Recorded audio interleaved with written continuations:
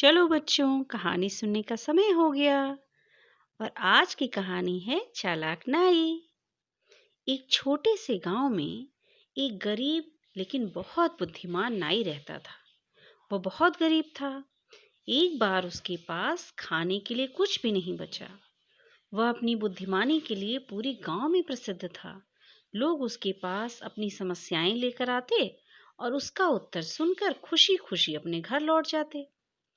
गरीबी के कारण नाई ने शहर जाने का निश्चय किया। अगले दिन वह शहर के लिए चल दिया। काफी दूर तक चलने पर वह रास्ता भूलकर एक घने जंगल में फंस गया। रात हो गई। चांदनी रात थी। चंद्रमा की रोशनी पूरे जंगल में पड़ रही थी। रास्ता साफ साफ दिखाई दे रहा था। ठंडी हवा बह रही थी। नाई हिम्मत से जंगल में आगे बढ़ा जा रहा था। रास्ते में उसने जंगली जानवरों की डरावनी आवाजें सुनी।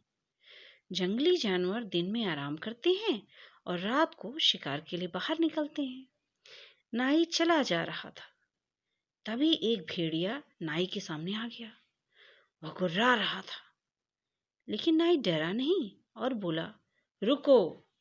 ऐसा कहकर उसने झोले से अपना शीशा बाहर निकाला और उसे भेड़िए के सामने कर दिया। भेड़िया एक दूसरे भेड़िए को देखकर घबरा गया। उसे डरा देखकर नाई ने कहा, भागो यहां से, नहीं तो मैं तुम्हें भी इस भेड़िए की तरह अपने झोले में बंद कर दूंगा। ऐसा सुनते ही भेड़िया वहां से भाग गया। नाई अपने थोड़े ही आगे गया कि एक भालू उसके सामने आ गया। भालू उसे डराने के लिए गुर्राने लगा, मगर नाई डरा नहीं। बोला, ठहरो, अपनी जगह पर खड़े रहो, हिलना नहीं। ऐसा कहकर उसने अपने झोले से शीशा निकाला और भालू के सामने दिखा दिया। भालू शीशे में एक और भालू को देखकर आश्चर्य में पड़ गया। उसे चुप देखकर नाई ने कहा, इस भालू की तरह मैं तुम्हें भी अपने झोले में बंद कर दूंगा, नहीं तो भागो यहां से। ऐसा सुनते ही भालू जंगल में भाग गया। नाई फिर चलने लगा। अभी कुछ कदम आगे बढ़ा ही था कि उसने बाघ के दहाड़ने की आवाज सुनी।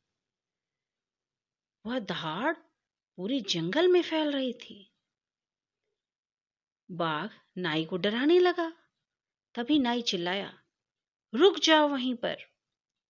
ऐसा कहकर उसने अपने झोले से शीशा निकालकर बाघ के सामने कर दिया।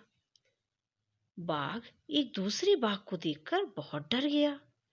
उसे डरा हुआ देखकर नाई ने कहा, ठहरो, मैं तुम्हें अभी इस बाघ की तरह अपने झोले में बंद करता हूं। इतना सुनते ही बाघ डरकर जंगल में भाग गया। अभी कुछ दूर चलते ही नाई जंगल से बाहर आ गया और शहर के रास्ते की ओर चल पड़ा। तो बच्चों, हमने इस कहानी से सीखा कि हिम्मत और बुद्धिमानी से हम हर समस्या का सामना कर सकते हैं।